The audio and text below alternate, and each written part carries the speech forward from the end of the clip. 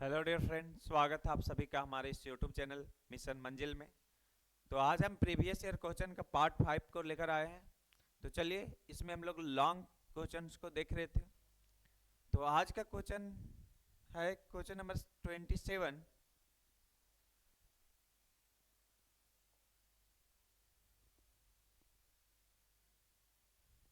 चलिए, height and distance का एक क्वेश्चन है। भूमि के एक बिंदु से 20 मीटर ऊंचे भवन के शिखर पर लगी, क्या करते हम लोग, एक भूमि पे एक बिंदु मान लिए। अब इसमें 20 मीटर ऊंचा एक भवन के शिखर पर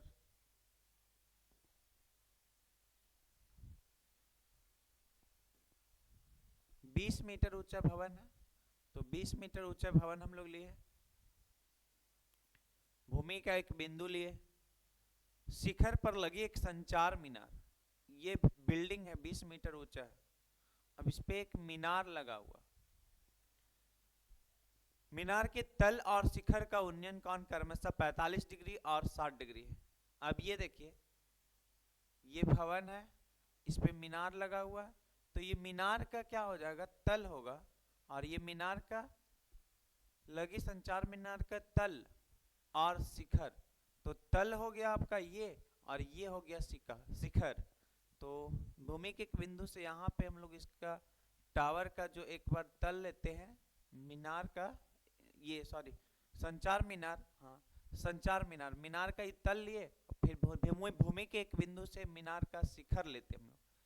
एक बार एंगल कितना बन रहा है, 45 डिग्री, और दूसरा बार 60 डिग्री, ये 45 डिग्री, और बाद में कितना बन रहा है, 60 डिग्री। क्या निकालना हमको, मीनार की ऊंचाई ज्ञात करें, मीनार की ऊंचाई ज्ञात करना है। तो चलिए देख लेते हैं। इंग्लिश वाला में देखते हैं क्या है। From a point on the ground, एक ग्राउंड में एक पॉइंट है, पॉइंट मान लिए। The angle of elevation of the bottom and top of the transmission tower fixed at the top of 20 metre high building. एक 20 मीटर हाई बिल्डिंग हम लोग लिए। अब इस बिल्डिंग में एक ट्रांसमिशन टावर लगा हुआ है। अभी ट्रांसमिशन टावर का बॉटम हो गया, और ये ट्रांसमिशन टावर का टॉप हो गया। तो एक बार पॉइंट ऑन ग्राउंड, ग्राउंड के एक पॉइंट से एक बार हम लोग ट्रांसमिशन टावर का बॉटम जाते हैं, और एक बार हम लोग ट्रांसमिशन टावर का टॉप जाते हैं। अब एक बार तो हम लोगों का जो एंगल ऑफ एलिवेशन है, फर्स्ट टाइम जो है 45 डिग्री का एंगल ऑफ एलिवेशन है, और जब हम लोग टॉप को देखेंगे तो एंगल ऑफ एलिवेशन क्या हो जाएगा, 60 डिग्री। तो ये फिगर आप लोग देख लिया। चलिए, अब हम इसको सॉल्व करते हैं। ले लेते हैं ए बी सी, और एक पॉइंट ले लेते हैं हम लोग डी। आगे बढ़ते हैं। अब एक एक करके हम लोग ट्रायंगल को देखते हैं। पहले हम लोग ट्रायंगल देखते हैं, ये छोटा वाला ट्रायंगल, ये तो लिख लेते फिर। लेट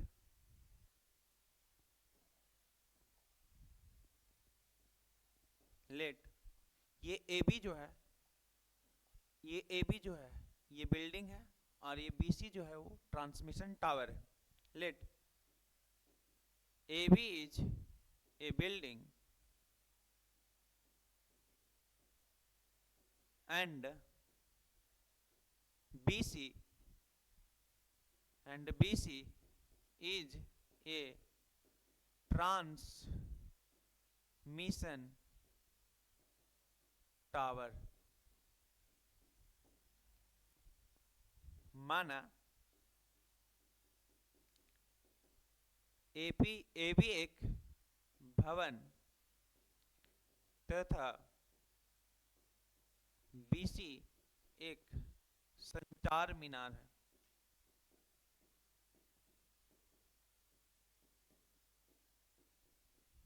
चलिए आगे हम लोग सॉल्व करते हैं। एक बार हम लोग ट्रायंगल, ये छोटा वाला ट्रायंगल लेते हैं, ये वाला ट्रायंगल को देखते हैं। इन ट्रायंगल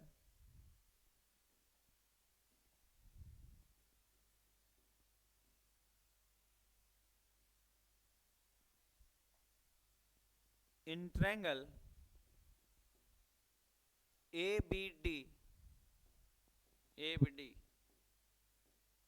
त्रिभुज ABD में क्या है, देखिए ABD को देखते हैं, ये कितना डिग्री, ABD कितना डिग्री का एंगल बन रहा है, 45 डिग्री का। एंगल के सामने वाला को क्या बोलते हैं, P, और इसको क्या बोलते हैं, B। तो P और B के बीच में रिलेशन संबंध कौन देता है, टेन थीटा। तो क्या लिखेंगे हम लोग, टेन 45 डिग्री। तो टेन 45 क्या होता है, P बाय B।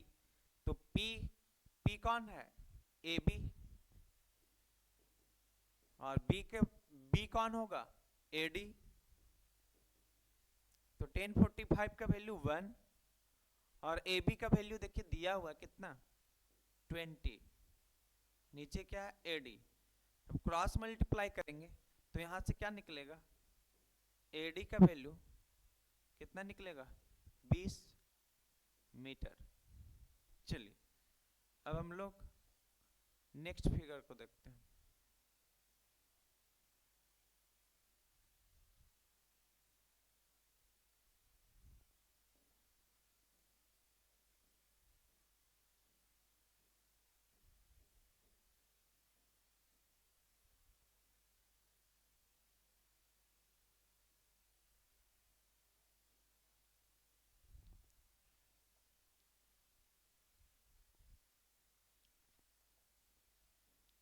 अब हम लोग बड़ा वाला फिगर को देखते हैं, ये वाला फिगर। इन ट्रायंगल, इसके बाद आप लोग को लिखना, ये हम लोग 20 निकाल के रखे हुए एडी। अब ये बड़ा वाला ट्रायंगल देखेंगे, ACD ट्रायंगल ACD में, इन ट्रायंगल ACD। अगर हम लोग लेंगे ये वाला एंगल, ये पूरा एंगल कितना है, 60, ये पूरा वाला ट्रायंगल लेंगे तो इसके सामने वाला ये P होता है और ये B होता है। एंगल के सामने एंगल है, इसके सामने वाला P होगा। तो P और B के बीच में रिलेशन कौन देता है, टेन थीटा। तो टेन कितना आएगा, 60 डिग्री। एंगल कितना हो गया, 60 डिग्री। टेन 60 क्या होता है, P बाय B। तो P का काम कौन कर रहा है, AB, सॉरी AC, और B का वैल्यू कौन देगा, AD। तो चलिए 1060 का वैल्यू क्या होगा, √3। AC का वैल्यू क्या होगा, देखिए पता नहीं। और अभी हम लोग AD निकाल चुके हैं, AD का वैल्यू कितना आया था, 20।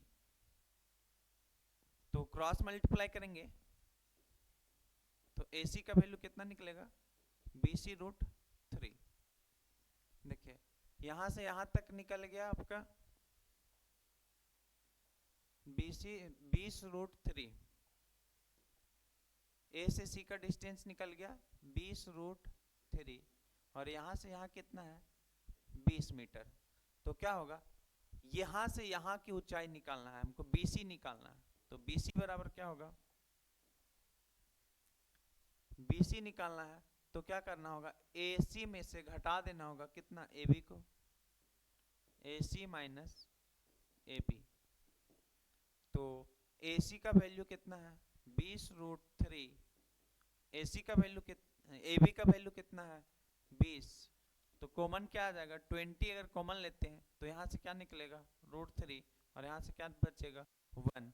यही क्या हो जाएगा, सेंटीमीटर।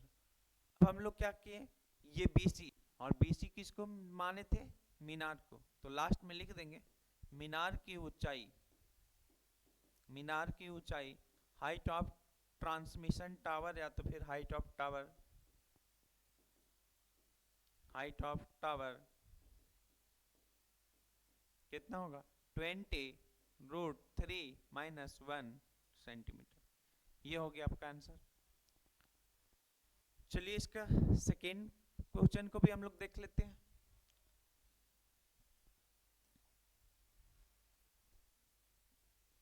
जमीन, एक समतल जमीन पर खड़ी एक मीनार की छाया उस स्थिति में 40 मीटर अधिक लंबी हो जाती है जबकि सूरज का उत्तरांश 60 डिग्री से घटकर 30 डिग्री हो जाता है, तो मीनार की ऊंचाई ज्ञात करें।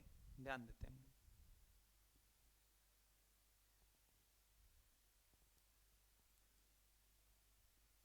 एक मीनार है ए बी सी,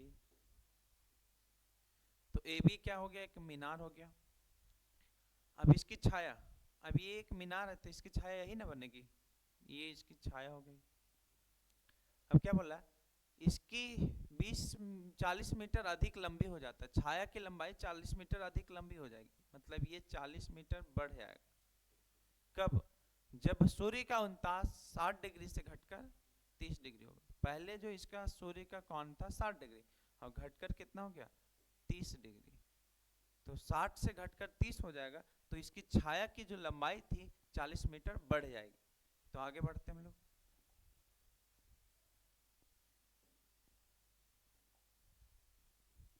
इंग्लिश में बोला the shadow of a tower, ये टावर हो गया, ये इसका शेडो हो गया, standing on a level ground is found to be 40 metre longer when the sun altitude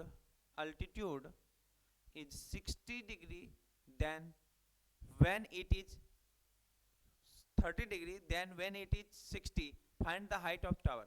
तो क्या करना, एक टावर ले लिए, पहले क्या था अल्टीट्यूड का जो एंगल बनता था, फिर पहले कितना था 60 और बाद में घट के कितना हो गया 30, तो 60 से जब 30 जा रहा है तो इसका जो शेडो हो रहा है 40 मीटर लंबा बन रहा है, 40 मीटर लॉन्गर हो रहा है, 40 metre longer when sun altitude is 60 degree then when it is sun altitude is 30 degree then when it is 60 से अगर 30 हो जाएगा तो ये क्या होगा 40 मीटर लॉन्गर हो जाएगा। तो चलिए अब हम लोग इसको देखते हैं।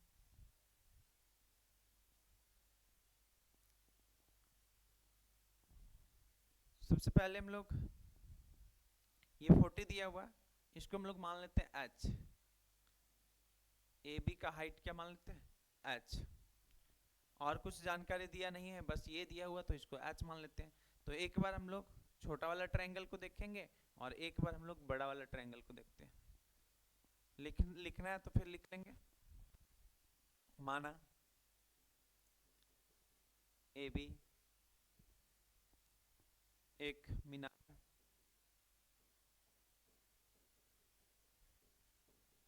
Late A B is a tower,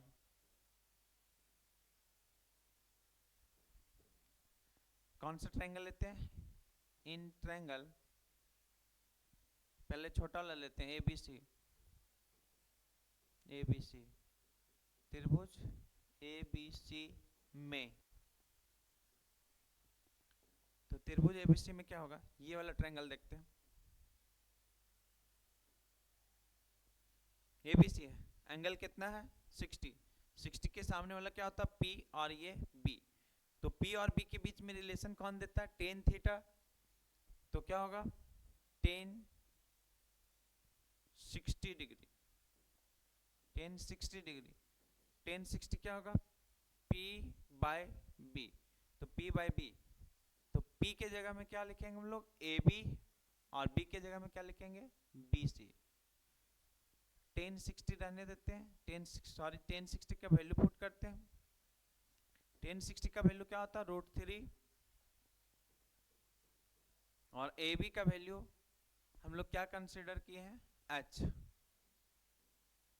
और BC हम लोग को पता नहीं, तो यहाँ से क्रॉस मल्टीप्लाई करेंगे तो BC का वैल्यू क्या आएगा, BC इंटू क्रॉस मल्टीप्लाई करेंगे तो BC के साथ क्या मल्टीप्लाई होगा, BC के साथ मल्टीप्लाई होगा √3 और EH हो जाएगा, तो BC का वैल्यू निकालेंगे तो h बाय √3, इसको इक्वेशन 1 मान लेते हैं। चलिए अब हम लोग नेक्स्ट बड़ा वाला ट्रायंगल के लिए बढ़ते हैं। यहाँ पे लिख के रख देते हैं बीसी का वैल्यू क्या मान रहे थे, क्या निकाल कर आया है। सो बीसी का वैल्यू आया है, बीसी का वैल्यू आया h√3। अब हम लोग नेक्स्ट ट्रायंगल में चलते हैं।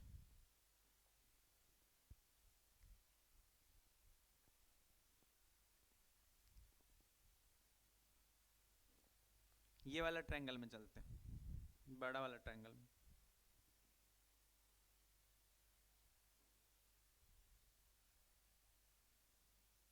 अब क्या ये ट्रायंगल में कितना डिग्री का एंगल बन रहा, 30। इसके सामने वाला ये पूरा P होगा और यहाँ से यहाँ तक पूरा क्या होगा, B।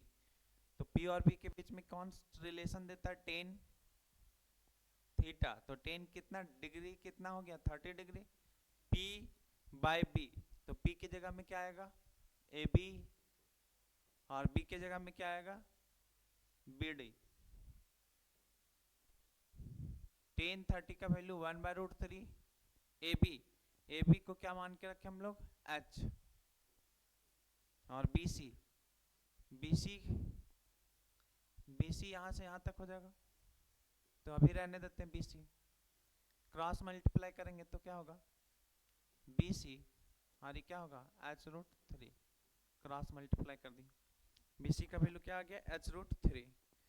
अब अगर हम लोग BC को लिखना चाहें तो यहाँ से यहाँ BC है, तो इसको दो पार्ट में तोड़ सकते हैं।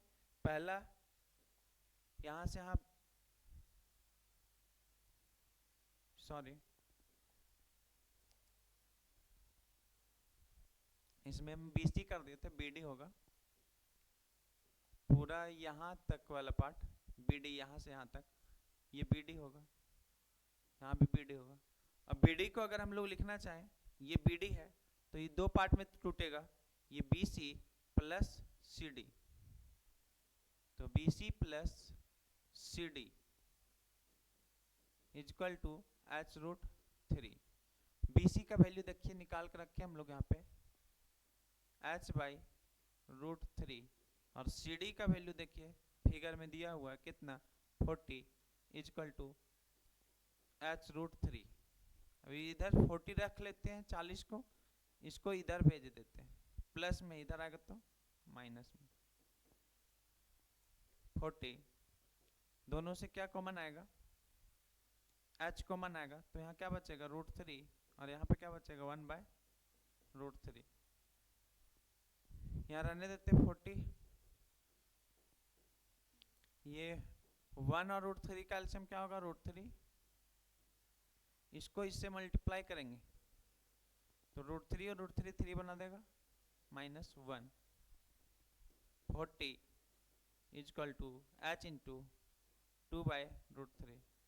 तो हमको h का वैल्यू फाइंड करना है, तो ये जो इंटू में है, ये जो डिवाइड में है वो इंटू में आ जाएगा, और जो इंटू में है वो डिवाइड में आ जाएगा। तो काटेंगे तो 20। तो h का वैल्यू कितना हो गया, 20√3। Find the height of tower, यही हमको निकालना था, h निकालना था। तो हाइट ऑफ टावर क्या हो गया, 20√3 सेंटीमीटर।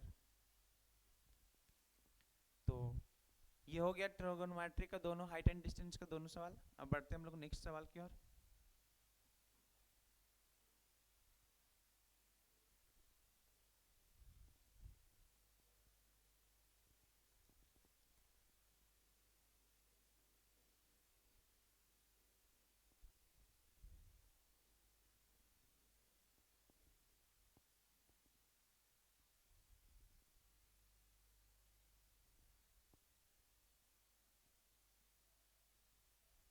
चलिए एक थ्योरम आ गया,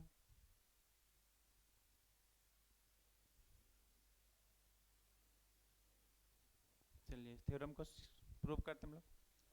सिद्ध कीजिए कि किसी त्रिभुज के एक भुजा के समानांतर अन्य दो भुजाओं को भिन्न भिन्न बिंदुओं पर प्रतिच्छेद करने के लिए एक रेखा खींची जाए तो ये अन्य दो भुजाओं को एक ही अनुपात में विभाजित हो जाती है। Prove that if a line is drawn parallel to one side of a triangle to intersect the other two sides in distinct point, the other two sides divide in the same ratio, ये theorem 6.1 है, प्रमेय 6.1। तो चलिए देखते हैं इसको क्या बोला। अधिक किसी त्रिभुज की एक भुजा, तो पहले हम लोग त्रिभुज बना लेते हैं।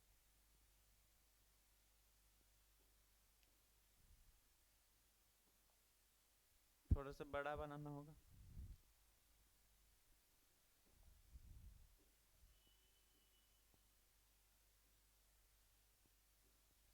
अधिक किसी त्रिभुज की एक भुजा, तो एक त्रिभुज बना लें ए बी सी। समानांतर अन्य दो भुजाओं को भिन्न भिन्न बिंदुओं पर, किसी त्रिभुज की एक भुजा, तो एक भुजा हम लोग क्या मान लें BC। एक भुजा के समानांतर अन्य दो भुजाओं को भिन्न भिन्न बिंदुओं पर प्रतिच्छेद। अब ये जो है ये एक भुजा है, अब इसके समानांतर अन्य दो भुजाओं को भिन्न भिन्न बिंदुओं पर प्रतिच्छेद करने के लिए एक रेखा खींची जाए। अब इसी के समानांतर पर हम लोग एक रेखा खींचते हैं जो दूसरी और तीसरी भुजा को भिन्न भिन्न बिंदुओं पर प्रतिच्छेद करती है। के लिए एक रेखा खींची जाए तो अन्य दो भुजाओं को एक ही अनुपात में विभाजित करेगी। तो यहाँ पे क्या लिखेंगे हम लोग, दिया है यहाँ पे एक पॉइंट हम लोग मान लेते हैं P और Q। तो हम लोगों को दिया क्या था कि BC जो है वो पैरेलल है किसका, PQ का। BC parallel PQ, BC parallel जो है PQ का, समानांतर है PQ का। और हम लोग को सिद्ध क्या करना,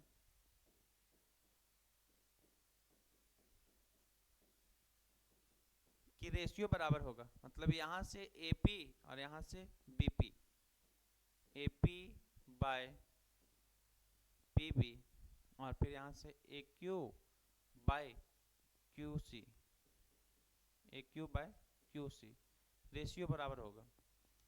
क्या बोला, prove that a line drawn parallel to one side of a triangle.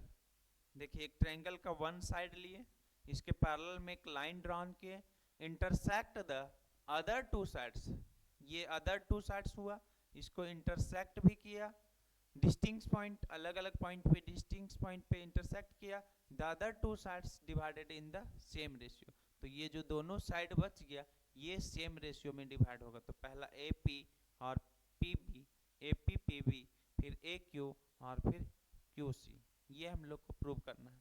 ये हम लोगों का गिवन था और ये प्रूव करना। अब यहाँ से हम लोग कंस्ट्रक्शन कर देते हैं, रचना।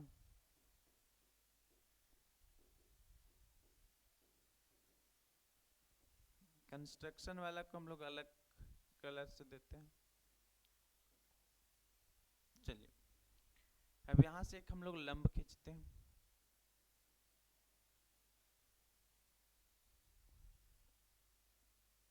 इसको नाम दे देते हैं हम लोग L, इसको दे देते हैं M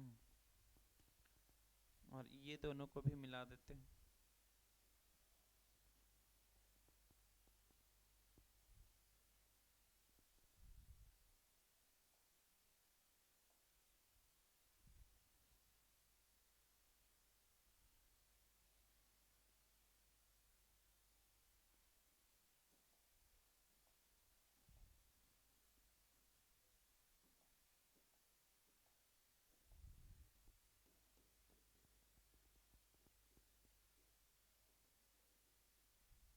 तो कंस्ट्रक्शन में हम लोग क्या किए, ये LQ लंब किस पे डाले, AP पे, और दूसरा PM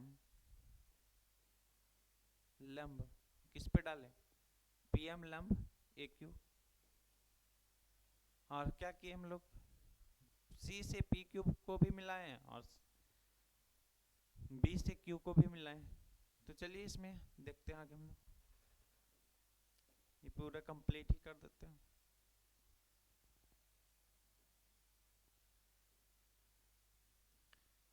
चलिए अब आगे हम लोग देखते हैं ट्रायंगल को, ये वाला त्रिभुज ऊपर वाला,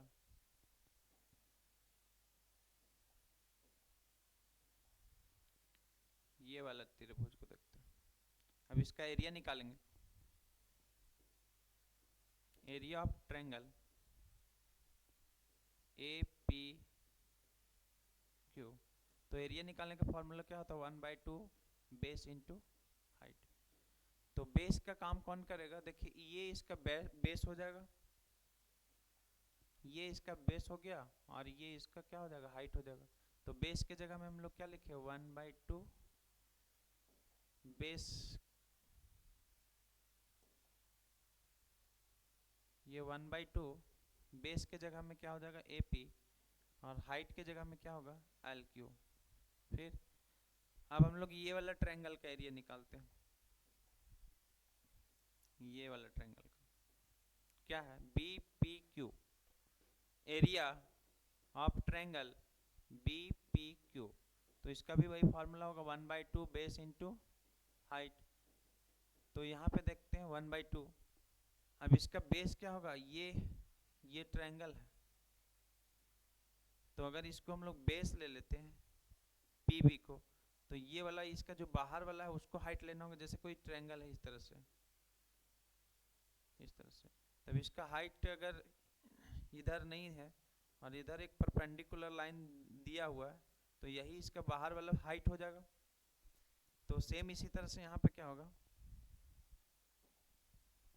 ये ट्रायंगल है, अब ई इसका बेस होगा, तो इसके बाहर में जो ये दिख रहा है ये इसका हाइट हो जाएगा।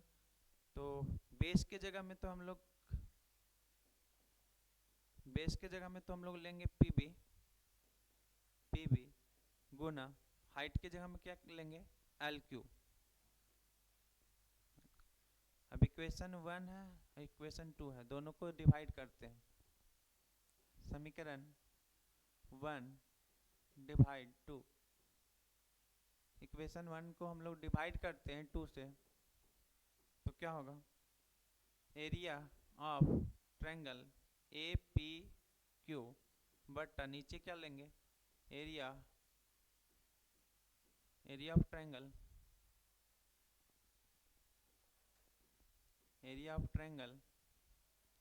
BPQ। तो क्या होगा? 1/2 AP इंटू LQ, और नीचे क्या होगा? 1/2 PB इंटू LQ। तो कैंसल हो जाएगा इस तरह से। तो यहाँ पे हम लोग का ये इक्वेशन 3 ले लेते हैं। APQ और ट्रायंगल APQ और नीचे BPQ, APQ BPQ। अब सिमिलरली इसी तरह से हम लोग क्या लिख सकते हैं? सिमिलरली इसी प्रकार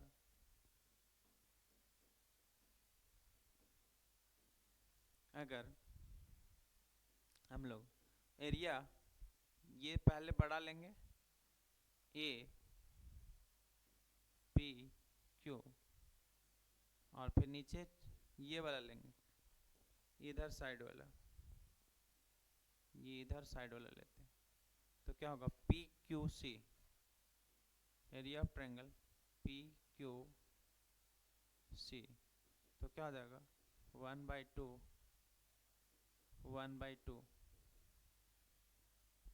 अब इस ट्रायंगल का बेस ये होगा, तो बेस ये होगा, तो मतलब AQ, और इसका हाइट क्या हो जाएगा? ये PM। सेम ये वाला ट्रायंगल के लिए बेस क्या होगा? QC, और हाइट फिर वही हो जाएगा। ये ट्रायंगल है यहाँ से यहाँ तक, तो ये जो होगा इसका हाइट होगा PM। कैंसल हो जाएगा। चलिए यहाँ तक हम लोग लिखने के बाद फिर उस वाला पार्ट को हम लोग मिटाते हैं।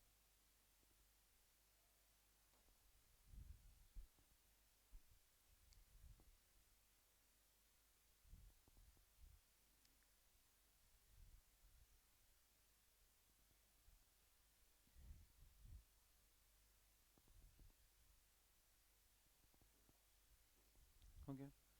अब आगे क्या करते हैं? ये हम लोग इक्वेशन 4 मान लेते हैं। अब यहाँ पे एक लिखते हैं, समान आधार पर बने त्रिभुज का क्षेत्रफल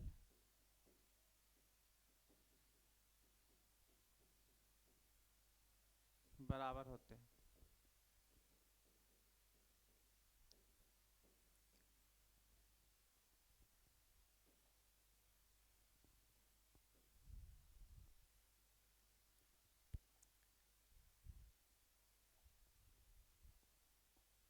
triangle of same base, same bases are equal in area। देखिए दो ट्रायंगल को हम लोग देखते हैं, ये वाला जो देख रहे हैं और दूसरा जो हम लोग पिंक वाला देख रहे हैं, ये वाला जो ट्रायंगल, ये दोनों देखिए सेम बेस किस पे है, पी क्यू पे है। दोनों का बेस क्या सेम है, तो दोनों बेस सेम है तो दोनों का एरिया भी क्या होगा, इक्वल हो जाएगा। इसलिए हम लोग लिखेंगे area of triangle P Q B is equal to area of triangle P Q B हो गया, और फिर लिखेंगे P Q C, triangle P Q C, दोनों ट्रायंगल का एरिया इक्वल होगा। तो यहाँ पे देखिए जहाँ पे पी क्यू सी है तो इस पी क्यू सी के जगह में क्या लिख सकते हैं, पी क्यू बी। तो ध्यान देना समीकरण 4 से, फ्रॉम इक्वेशन 4 क्या किए, ऊपर वाला रहने दिए area triangle A P Q, ये रहने दिए पी क्यू, और यहाँ पे पी क्यू सी देखिए किसके बराबर है, पी क्यू सी किसके बराबर है, पी क्यू बी के बराबर है। तो इसके जगह पे क्या लिख देते हैं, area of triangle P Q B, P Q C की जगह पी क्यू बी लिख दिए क्योंकि दोनों इक्वल है। और फिर उधर कितना आया था, ए क्यू बाय क्यू सी, इसको इक्वेशन 5 मान लेते हैं। अब देखिए इक्वेशन 3 और 5 को ध्यान से, ये इक्वेशन 3 और ये 5 है। देखिए दोनों का लेफ्ट साइड इक्वल है, जो यहाँ दिख रहा है वही चीज़ यहाँ दिख रहा होगा आपको, दोनों लेफ्ट साइड बराबर है तो दोनों का राइट साइड भी क्या होगा, इक्वल हो जाएगा। तो आगे हम लोग लिखेंगे फ्रॉम इक्वेशन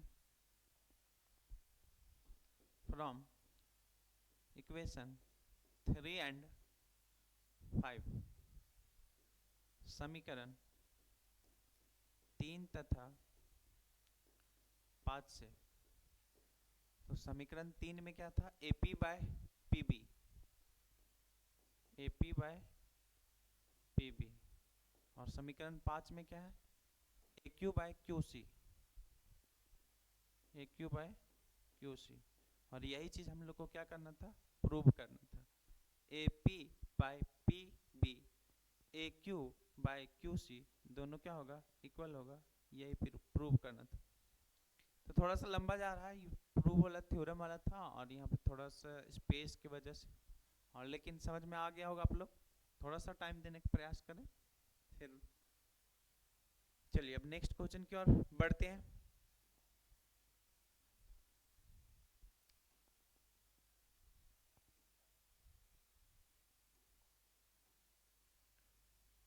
चलिए नेक्स्ट क्वेश्चन जो आपका मेंसुरेशन वाला है, क्या बोला है, कोई बर्तन एक खोखले अर्धगोले के आकार का है, एक बर्तन लिए खोखला अर्धगोला है जिसके ऊपर एक खोखला बेलन अध्यारोपित है। अब एक हम लोग अर्धगोला लेते हैं,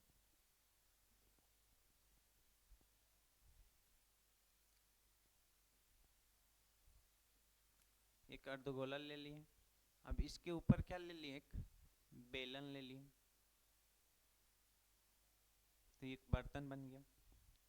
पहले क्या लेना, एक whistles in the form of hollow hemisphere, तो ये आपका हॉलो हेमीस्फेयर हो गया, और उसके ऊपर में क्या है, माउंटेड बाय हॉलो सिलेंडर, इसके ऊपर एक हम लोग सिलेंडर ले लिए।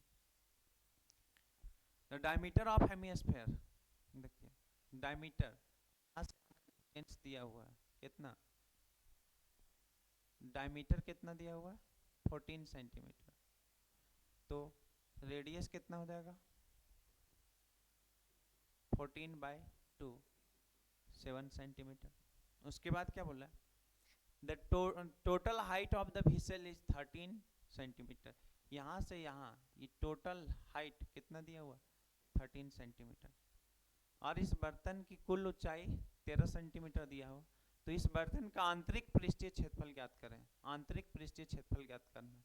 तो ध्यान देते हैं, ये बर्तन यहाँ से यहाँ पूरा 13 मीटर ऊंचा है, तो यहाँ से यहाँ कितना होगा, ये जो त्रिज्या जितना यहाँ होगा उतना ही त्रिज्या यहाँ पे होगा, तो त्रिज्या कितना है 7 सेंटीमीटर, तो यहाँ भी क्या होगा 7 सेंटीमीटर। अभी टोटल यहाँ से यहाँ 13 है, यहाँ से यहाँ तक 13 है, अब यहाँ से यहाँ तक 7 हो गया, तो यहाँ से यहाँ तक फिर कितना निकलेगा, यहाँ से यहाँ कितना निकलेगा 6 सेंटीमीटर, ये 7 और ये 6 13 हो जाएगा। तो चलिए हम लोग लिखते हैं आगे,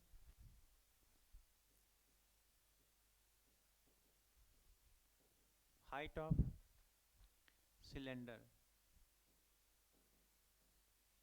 ये हाइट ऑफ सिलेंडर कितना आएगा, तो क्या करेंगे 13 माइनस 6 कर, सॉरी ये 13 माइनस 7 करेंगे तो ये 6 निकलेगा, 13 minus 7 is equal to 6 centimetre. Hindi में लिखेंगे इसको,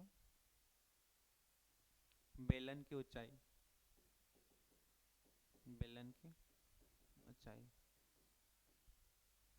तो सारा डाटा हम लोग को मिल गया जिसका जरूरत होने वाला है। अब हम लोग लिखते हैं ये बर्तन का आंतरिक, बर्तन का आंतरिक पृष्ठीय क्षेत्रफल, आंतरिक पृष्ठीय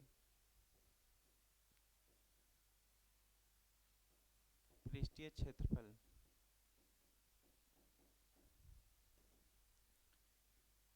inner surface area of the whistle,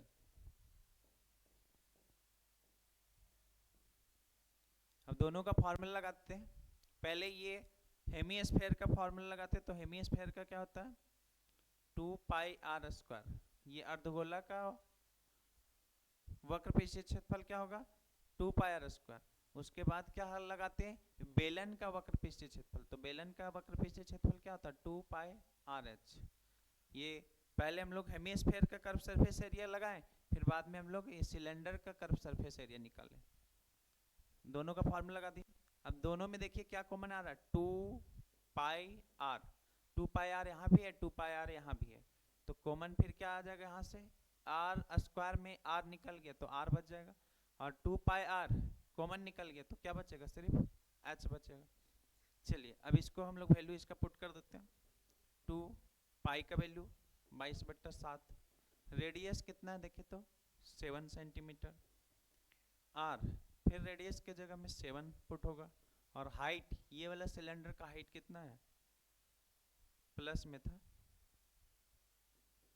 6, तो क्या होगा 7 से 7 कैंसल, 2 इंटू 22, 7 + 6 13, 44 गुना 3, 14 3 जा 52, कैरी 5 15 3 जा 52, 572 तेरह चौके 52, 5 52 और 5 सेंटीमीटर स्क्वायर। तो ये हो गया आपका आंसर। चलिए अब हम लोग नेक्स्ट सवाल की ओर बढ़ते हैं। ये छिन्नक जो है सिलेबस से हटा दिया गया।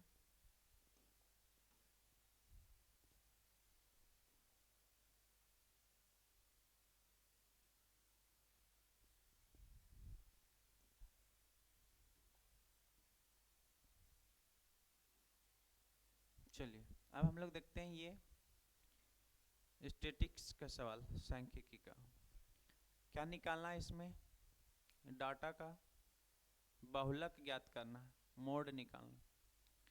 तो एक टेबल हम लोग बना लेते हैं।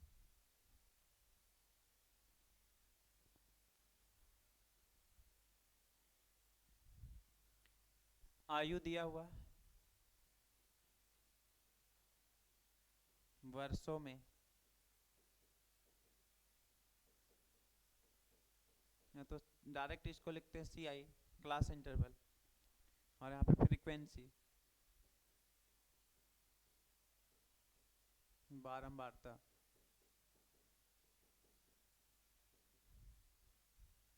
तो कितना था, 5 से 15, फिर 15 से 25, 25 से 35,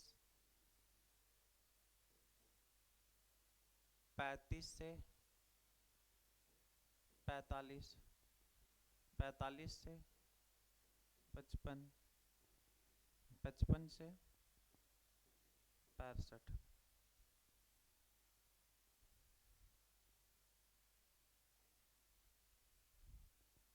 चलिए, फ्रीक्वेंसी कितना कितना दिया, 6, 11, 21, 23, 14, 5 हो गया।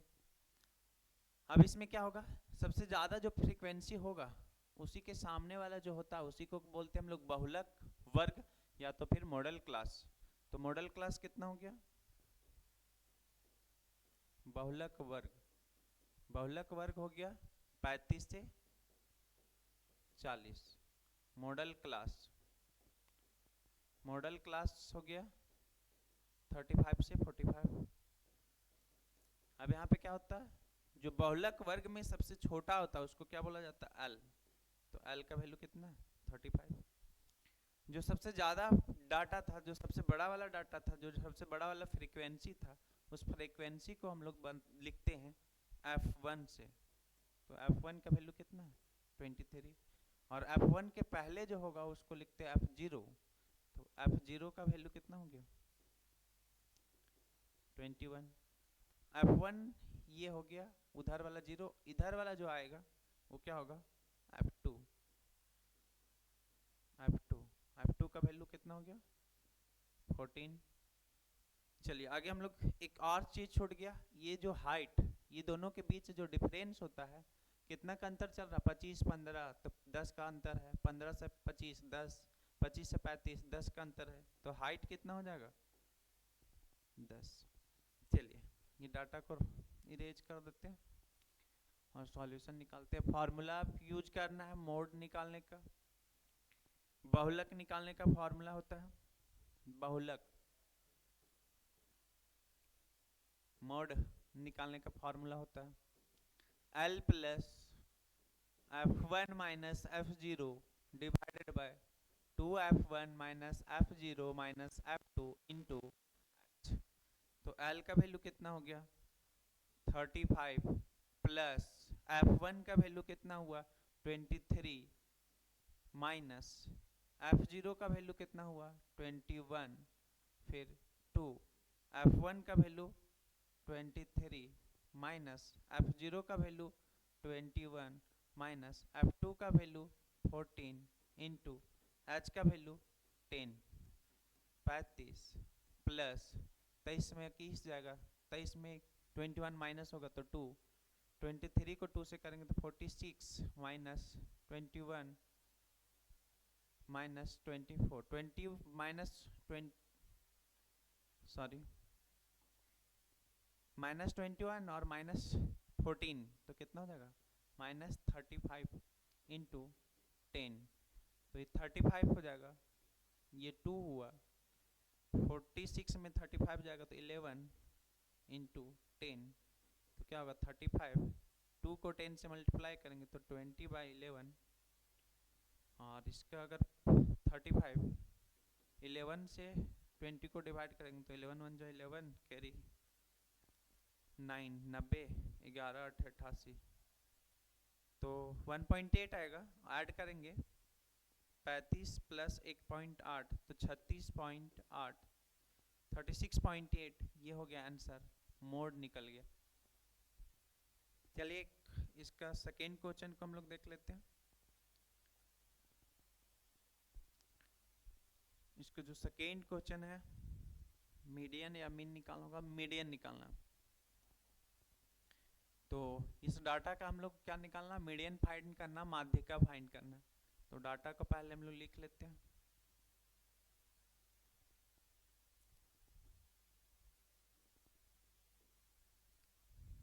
इसको क्या लिखते हैं, वर्ग अंतराल।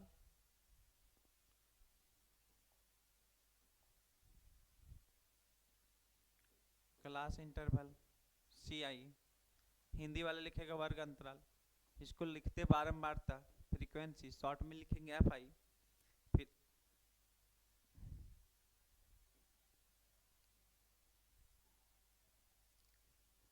कितना, 65 से 85, 85 से 105, 105 से 125, 125 से 145, 145 से 165, 165 से 185, और लास्ट में हम लोग लिखते हैं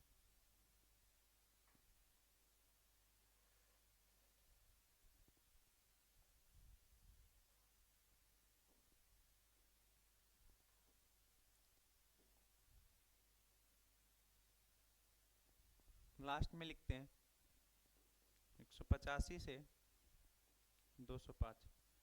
फ्रीक्वेंसी कितना है, 4, 5, 13, 20, 14, 8, 4। अब यहाँ एक CF निकालते हैं, संचयी बारंबारता। हिंदी में लिखेंगे संचयी बारंबारता, इंग्लिश में लिखते कम्यूटेटिव फ्रीक्वेंसी।